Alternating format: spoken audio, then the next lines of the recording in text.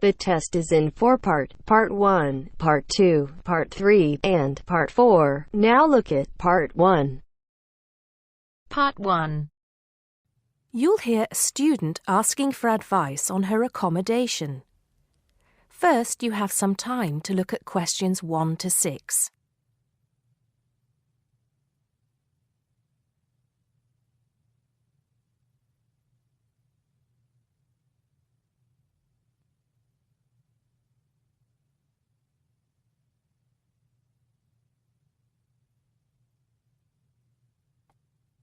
Now we shall begin. You should answer the questions as you listen, because you will not hear the recording a second time. Listen carefully and answer questions 1 to 6. Good morning. So, what can I do for you? Well, it's about the accommodation where I'm staying at the moment. First, can you give me your name and address, please? Yes, I'm Maria Dominguez, and the address is 12 Pine Tree Terrace. It's in Westcliff. I'm staying with 2 other students. There's actually 4 of us in the house, us 3 students and the lady who rents the house to us.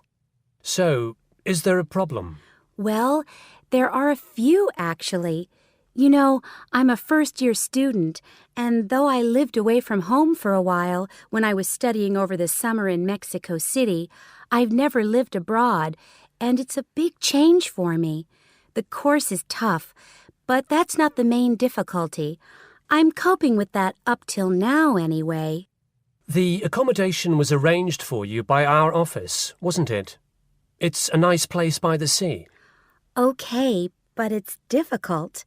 There are only a few buses, and it takes about 50 minutes. It's just so far away, and there's no way I can get back if I want to stay on after 7. And also the other thing is, there's nothing to do there. It's basically just a village. All my friends stay on campus. What about the girls you live with?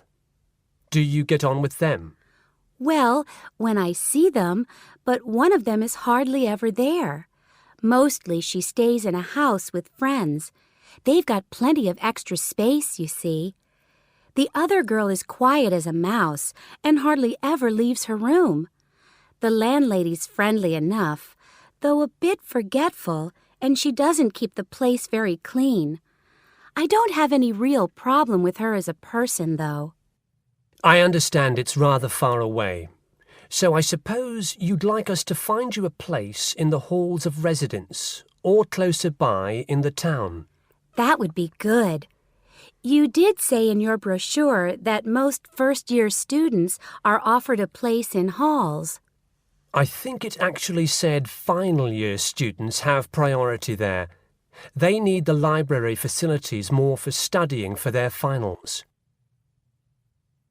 Before you hear the rest of the conversation, you have some time to look at questions 7 to 10.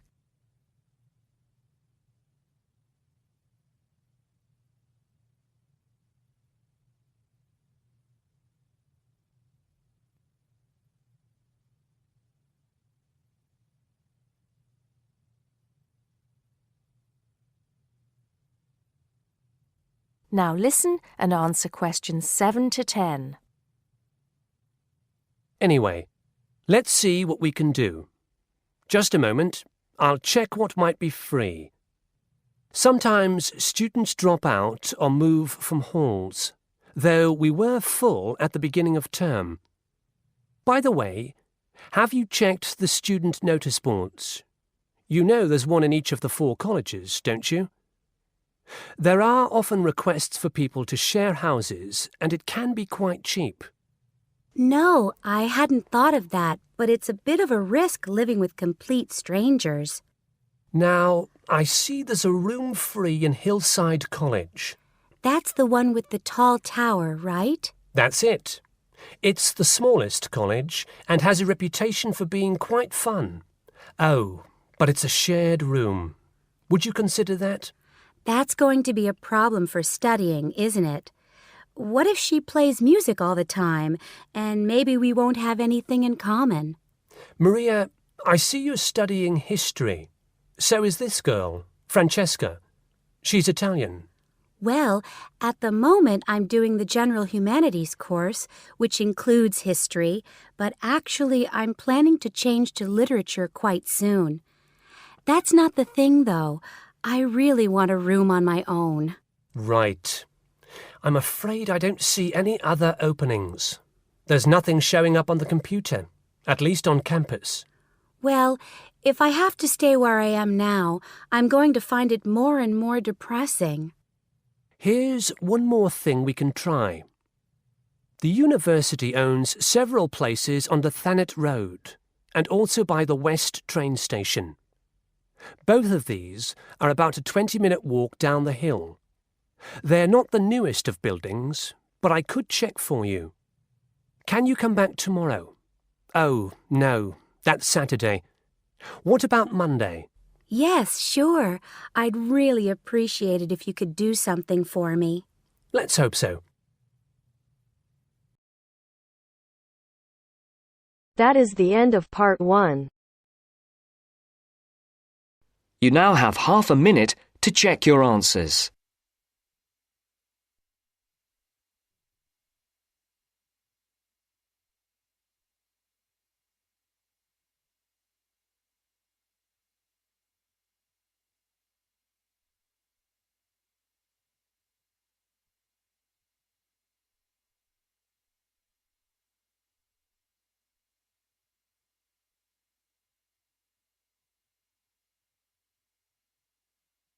Now turns to part 2.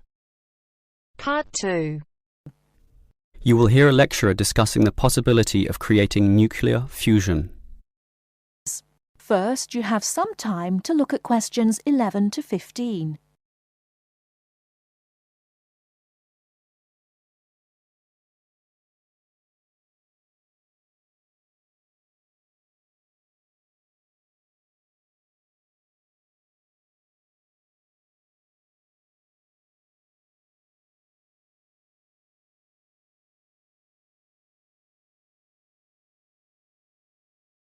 Now, listen carefully and answer questions 11 to 15.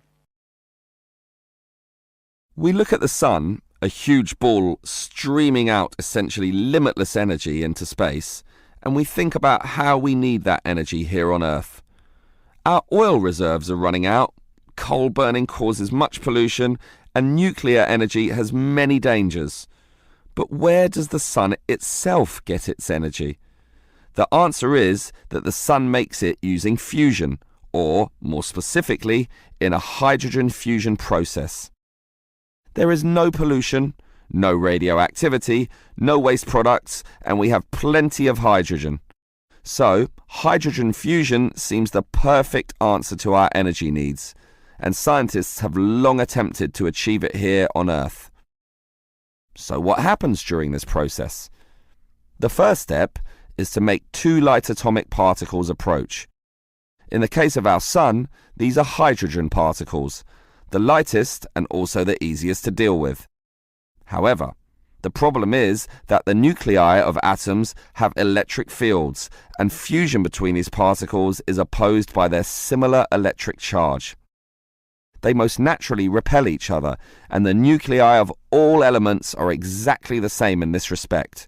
Thus, in order to overcome this repulsion and force them together, in the second step, the particles are heated. The trouble is, you need a lot of heat, incredible temperatures of the sort only seen on the surface of the sun. This is many millions of degrees, far higher than the melting point of any known material. Still, the concept is simple. The hot, wildly moving particles, which are now called plasma, will crash into each other, resulting in the third step, the fusion into helium, which releases energy and begins a self-sustained process. Before you hear the rest of the talk, you have some time to look at questions 16 to 20.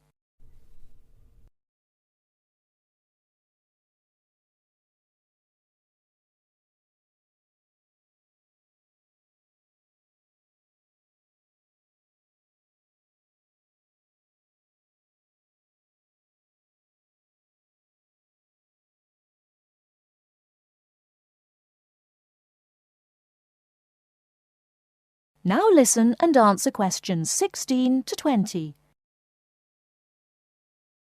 So, we know how fusion works. Thus, the big question is, can we create it here on Earth? We actually have the technology to superheat hydrogen into plasma, but no container on Earth can deal with those temperatures. Thus, we need to confine this superheated material so that it doesn't touch anything. For that, we need a special reactor, and most research has focused on an apparatus known as a tokamak system. That's Tokamak, an acronym from some Russian words meaning toroidal chamber with magnetic field. It's an apt name, since a very powerful magnetic field is used to confine and suspend the superhot plasma in the air so that it doesn't touch anything. This is possible only because this plasma has an electric charge, which interacts with the magnetic field. Of course, the walls of the fusion vessel will still get hot, very hot, and to avoid being melted, they must be cooled with a cryogenic system to intensely low temperatures. But now we are faced with the second problem. If we are to draw power from this system, the reaction must be continuous and controllable. However, when fusion begins, the plasma becomes unstable, and at these temperatures, that is a very serious situation. If we lose control, a disaster could result. Despite the obstacles, in 2010, a European device managed some success, but needed far more power to generate the fusion reaction than that produced from the fusion itself.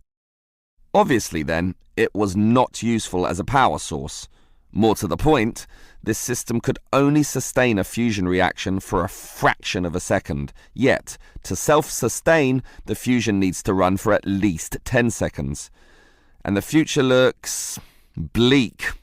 Unfortunately, most scientists predict that many decades will have to pass before fusion power can become a practical reality. That is the end of part 2. You now have half a minute to check your answers.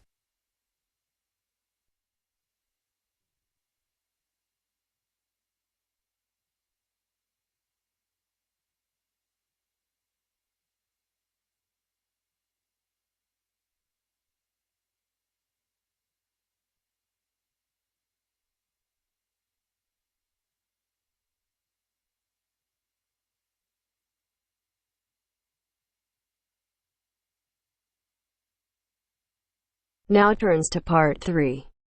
Part 3. You will hear a student, Penny, talking to two friends, Ray and Louise, about a television competition Ray has entered called Travel Documentary. Before you hear the conversation, you have some time to look at questions 21 to 26.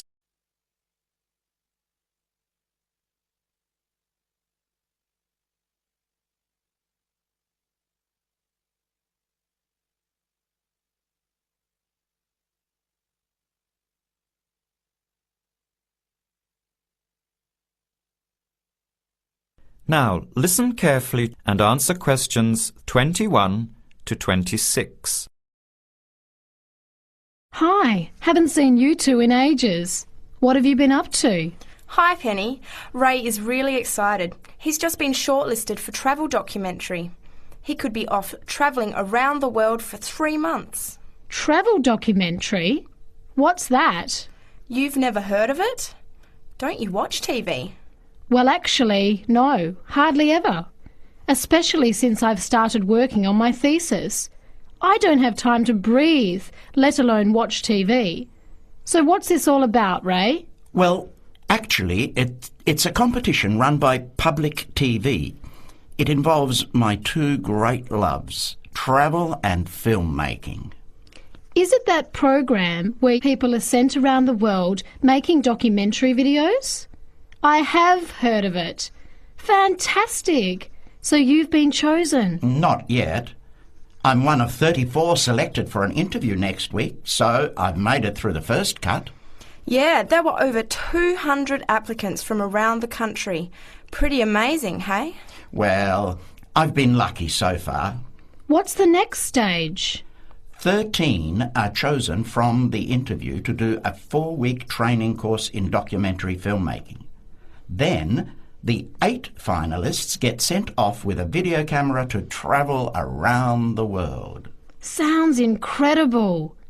What's the catch? The catch is that every 2 weeks you have to send in a 10-minute video from a different part of the world. It's broadcast on TV along with the work of 3 of the other competitors and judged by a panel of experts and the TV audience. So you're under a lot of pressure. Wow, I guess so. You mean you're on television every 2 weeks? Yep, that's right. But first I have to be selected. Do you have to have any filmmaking experience to apply? Some background in photography or video making helps, but you're not supposed to be an expert. In fact, you can't apply if you've already worked in filmmaking. We all get the same 4-week course, so we start with the same skills. Can you go anywhere in the world you want? Each competitor makes up his or her own travel plans and has to get them approved. Before the conversation continues, you have some time to look at questions 27 to 30.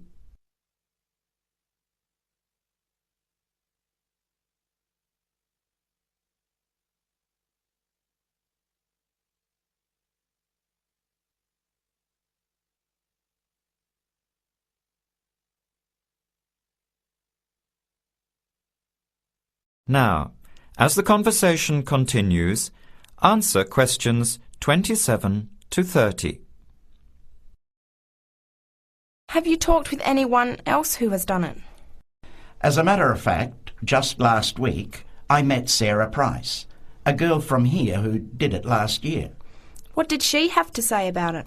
She said it was the most amazing experience of her life, but it was really tough at times.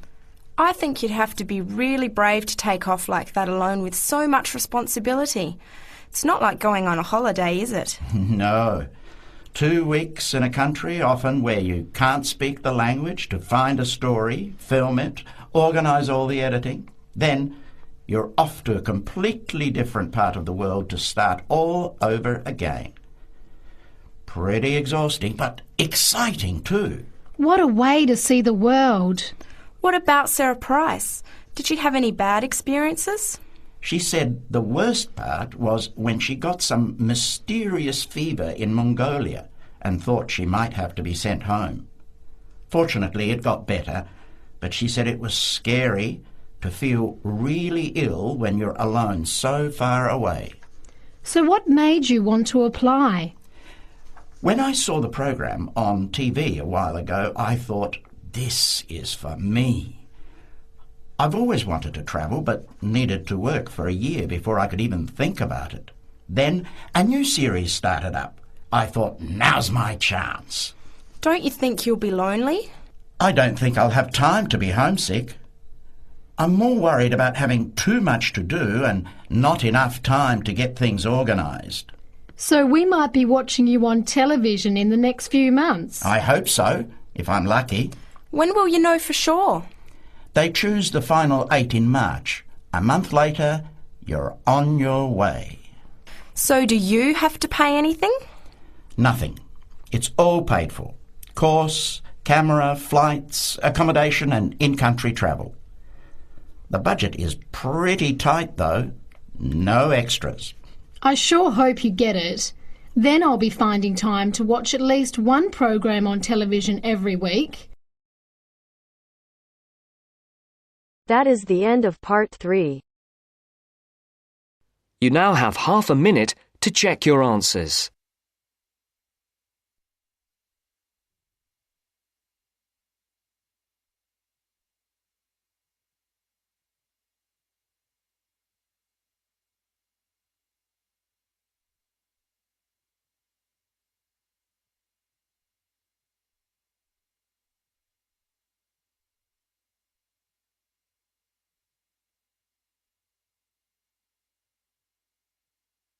Now turns to Part 4.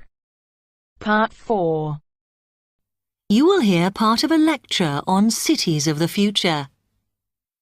You now have 30 seconds to read questions 31 to 37.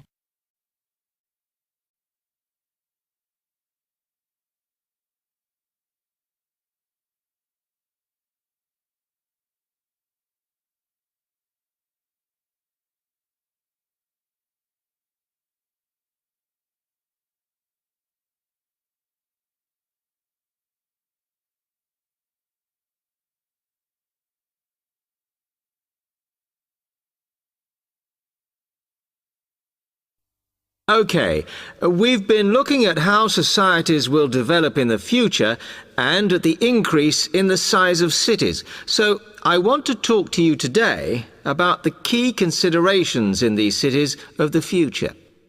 There are 3 key elements I want to look at, and these are the new features they will have, issues of size, and the main problems to be considered.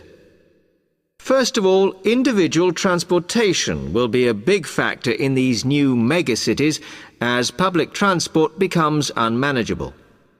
There'll be a huge rise in the use of segways, which are personal transporters like motorized scooters. As a result, and partly also to reduce pollution, roads will be altered so that they are narrower and will take up less of a city's space than they do currently. Naturally, this is a major change to the infrastructure, and something that may hinder it is the huge amount of investment it will require. The next thing is, what is going to happen to the commercial areas? We do not want these to become even larger concrete jungles than they are at present, so we have to look at design. And current designs for city development include building gardens on the roofs of these buildings to make a more pleasant environment for workers. And you may think that these areas will expand to cope with increased commercial activity. In fact, the prediction is that they will cover 1/5 of the area that they do at present as we build upwards. The exception to this is shopping centres, which we predict will expand with more and more temperature-controlled malls. What may cause difficulties is that the superstores will be confined to the outer edges of the city, as they will be too big to fit into the new malls. Then, of course, there are the residential areas, and these will undergo their own changes. One particular development will be houses which are built from glass, as innovations in this material allow it to provide light without causing problems with temperature inside a building. The residential areas will not be allowed to expand without limit, as happens in some areas at present, and their size will be restricted to a population of 15,000. One issue, which has yet to be resolved, and I'm not sure it ever will be, is how we manage to house older residents. They will be increasing in numbers as time goes on. Finally, how will these cities live? We know we have limited energy sources, so what will we do? Well, something currently in development, which will be a feature, is that waste is going to become an energy source. For example, to provide gas in homes. Also, as new technology and systems are developed, we will find that energy plants will become smaller. Another energy source we could use, but one which raises issues of having enough space and too much noise, is wind farms. Because of the problems, I'm not convinced these will be the grand solution to our energy problems that we thought they were going to be. You now have 15 seconds to read questions 38 to 40.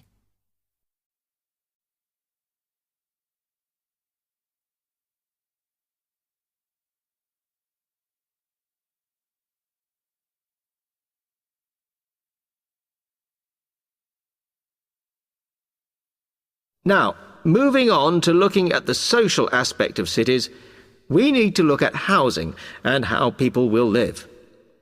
Cities currently have flats in the centre, populated by single people and wealthier residents, and families tend to move to the outskirts. In the future, the centre of cities will see a dramatic change. We will see many more examples of cooperative buildings. This is where people join together to form a company that owns the building they live in.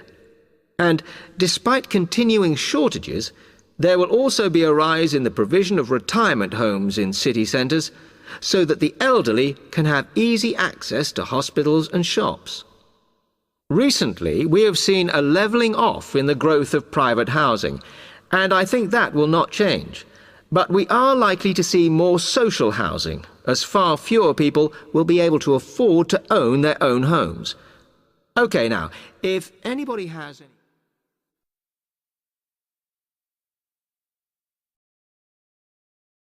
That is the end of part 4. To check your answers,